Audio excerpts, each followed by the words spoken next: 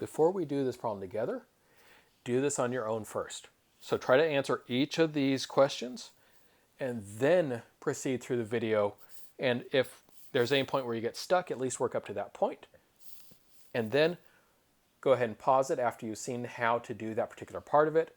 And then you can continue watching it from there so you can do as much of it as you possibly can on your own first.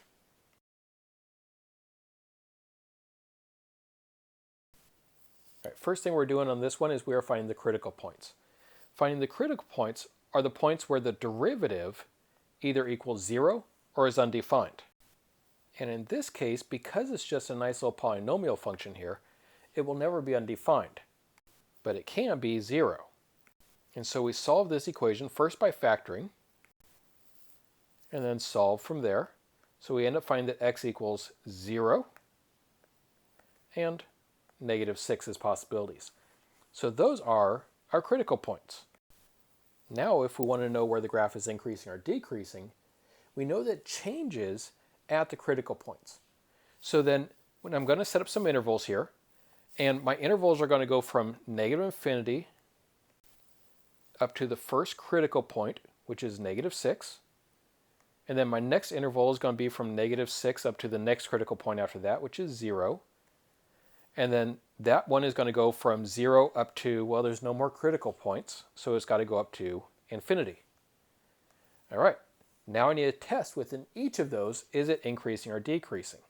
In order to test that, I'm going to see whether the derivative within each interval is positive or negative, which means testing a point within each one in the derivative function. Now for this first interval, I'm going to use -7, just because it's the closest integer within that interval to 0. And so if I take that -7 and plug it into the derivative function, I get a negative number. Therefore, my graph is decreasing in that interval. All right, I'm going to move on. I'm going to check the next one. Again, I'm going to pick a number from within the interval from -6 up to 0. Looks like -1 would be a good choice there. And I plug that into the derivative, and I get a positive, which means that between -6 and 0, my graph is increasing. And then finally, I'm going to do the same thing, plugging in a point here for my last interval. Looks like 1 would be a nice easy number to check there. And if I take a positive 1 and plug it into the derivative, I get a positive. And therefore, it is also increasing on that interval. Next up, I'm looking for the local extrema, so any local maximums and any local minimums. A maximum occurs anywhere where we shift from increasing to decreasing in our graph. And if I take a look at my intervals up here, I can see I'm increasing from -6 up to 0, but then I don't switch from increasing to decreasing at 0, I switch from increasing to increasing. I don't actually switch, I just hit 0 for a moment there. And so it doesn't ever change from increasing to decreasing. So there is no local maximum in this case. For a local minimum, that's where we change from decreasing to increasing in our graph. Well, it looks like that does happen though, because at -6, to the left of -6, we're decreasing. To the right of -6, we're increasing. Therefore, we would have a minimum then at x equals -6. And depending on what the question is asking for, you can sometimes just leave your answer as x equals -6, or sometimes it'll actually ask for the coordinates of it, in which case you then take that -6 and you plug it back into the original equation to find your y value. In this case, that gives you -232. So if we were writing it as a point, that's how we would write it there. Next up, we're going to be looking for the points of inflection now. The points of inflection, remember, are where the second derivative is 0. So first thing we're going to have to do then is figure out what is the second derivative by taking the derivative of the derivative that we found earlier. And so we should end up getting 48x plus 12x squared. Now, since I am looking for points of inflection, I want to see what makes that equal 0. And solving that looks like it'd be a good time to factor. So I'm going to factor a 12x out of both of those terms. And then I can figure out that x here would equal 0 and -4. Therefore, those would be my 2 points of inflection.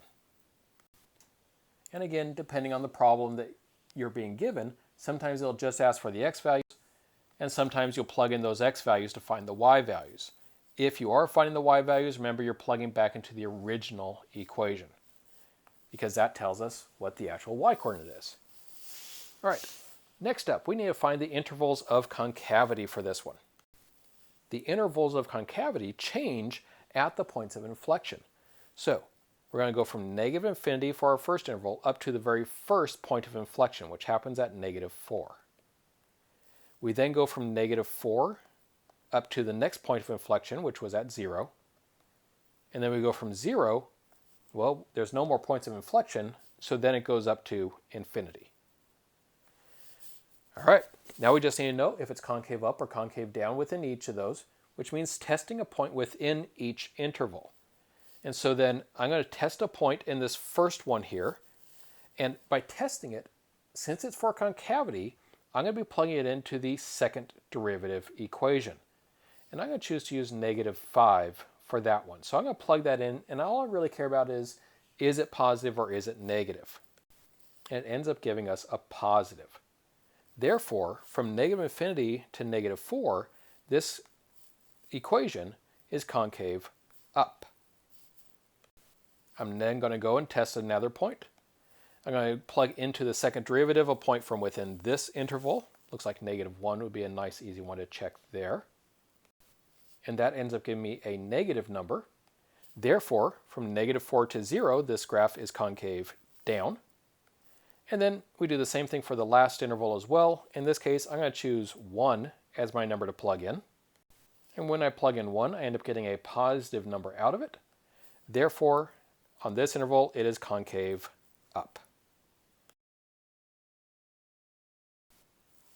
Okay, next question here.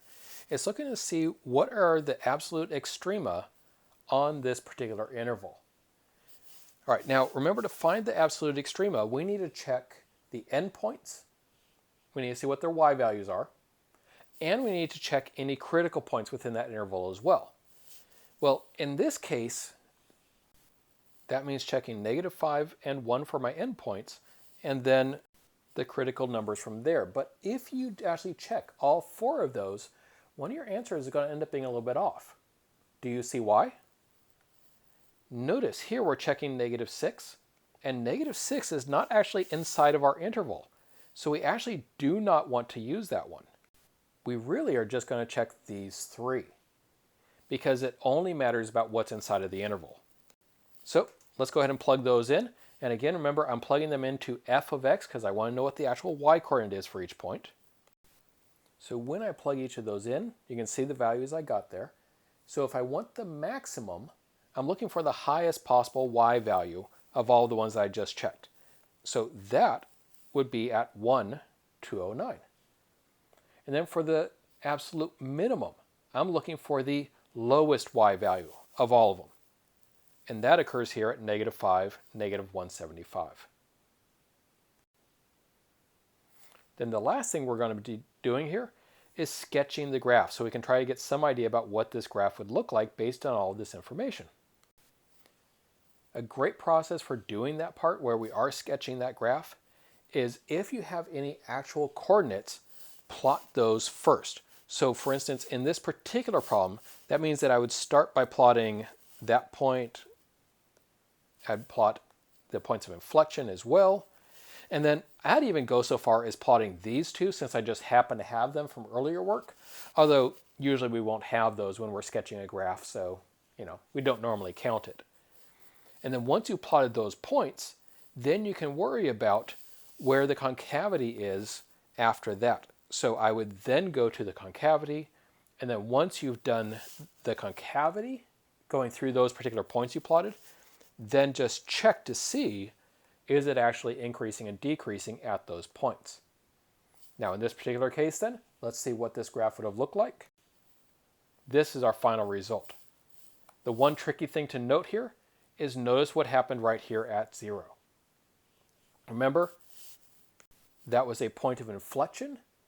It was increasing on both sides, but it was concave down on the left and it was concave up on the right. So you can see what all is going on when that sort of thing happens there.